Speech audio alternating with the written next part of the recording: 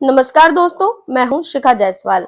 Kolkata high court ने पश्चिम बंगाल में 37 वर्गों को दिए गए ओबीसी रिजर्वेशन रद्द क्या किए। सीएम ममता बनर्जी बगावत पर उतर आई। सीएम साहिबा अदालत के फैसले को मानने को ही तैयार नहीं है।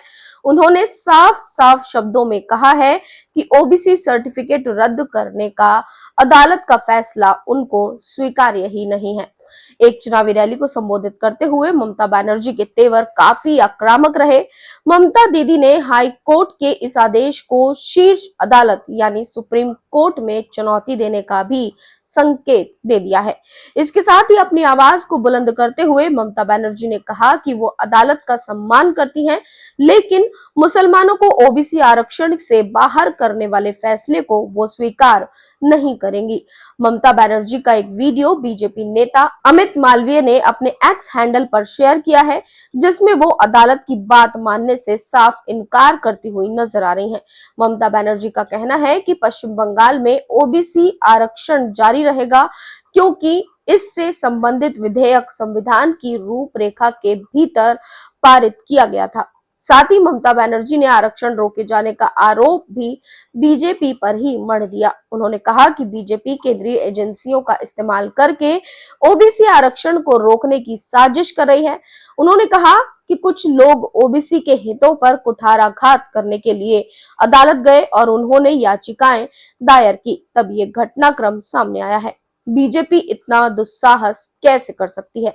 इसके साथ ही ममता दीदी ने बीजेपी से सवाल किया कि क्या सरकार उसके द्वारा चलाई जाएगी या फिर अदालत द्वारा।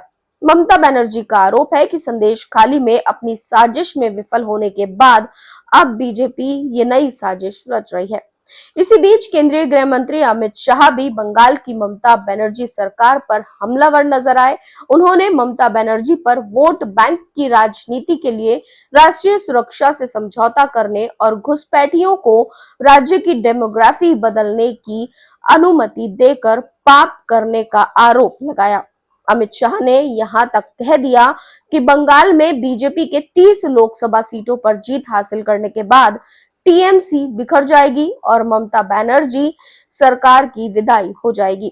उन्होंने ये कहा है कि हाई कोर्ट के फैसले का अमल हो, इस बात को हम सुनिश्चित करेंगे। अमित शाह ने कहा कि ये मामला मूलतः वहां से है जब ममता बनर्जी ने 118 मुसलमान जातियों को बिना किसी पिछड़ेपन के सर्वे प्रक्रिया के ओबीसी का आरक्षण दे दिया। कोई कोर्ट में गया और कोर्ट ने इसका संज्ञान लिया, लेकिन साल 2010 से 2024 तक जितने प्रमाण पत्र जारी हुए हैं उनको कैंसिल करने का कोर्ट ने आदेश दिया। ममता बनर्जी पिछड़े वर्ग के आरक्षण पर डाका डालकर मुसलमानों को देना चाहती है। आपको बता दें कि पीएम मोदी भी लगातार इन दिनों अपने रैली में, अपने भाषण में यही बात कहते हुए नजर आ रहे हैं कि इंडिया अलायंस के लोग ओबीसी आरक्षण पर डाका डालकर मुसलमानों को आरक्षण देना चाहते हैं।